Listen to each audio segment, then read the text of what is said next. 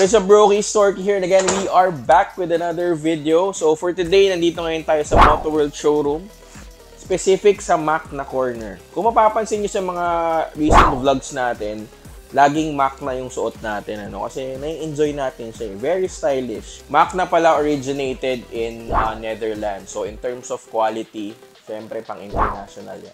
What I like about the Mac na Rizal kasi is, again, stylish. May detachable siya na hoodie. Tapos combination siya ng mesh tsaka ng leather materials. Good thing about this, halam mong pinag-isipan, yung mga maiinit na portion sa jacket natin, doon nakapwesto yung mesh material niya. So, sobrang breathable niya, especially pag nagra-ride ka. Isa rin sa mga pinaka-favorite natin ngayon is this Mac na Ultrax. High quality leather. Equipped din siya with Armax wrist knuckle. Ayan, kita mo. Ganda, di ba? Siyempre, kaya ka mag-gloves kasi kailangan mo ng finger and palm protection. So, protected na protected ka dito, boy.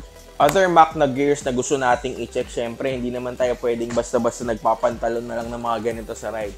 Itong riding pants ng Mac na, ito yung kukunin ko next. Ito yung bibili natin sa susunod. Kasi if you will check, meron siya mga mesh na type mesh tawag dyan, di ba? Meron na rin syempre sa tuhod protection. Stylish siya. Parang normal lang pero protected ka pa rin. This is more on parang utility jacket siya from Mac na. Kung ikaw ayaw mo nang nagbubulsa or naglalagay pa ng mga gamit sa bag mo, ito, sobrang dami niyang pockets. So, meron sa chest, meron din dito sa may tiyan mo, di ba? Ngayon naman, if maglo-long ride tayo ng legit na long ride, ito, gusto ko masubukan tong Mac na Higuera jacket. Sobrang dami niyang pocket, so very useful for long rides. Tapos, not just that, kung biglang umulan, waterproof.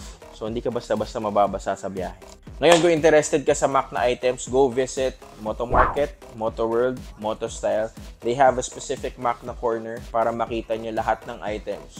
Pwede ka mag-racetrack kung gusto mo ng pang long ride, or even yung mga casual riding. And also check the website, motoworld.com.ph.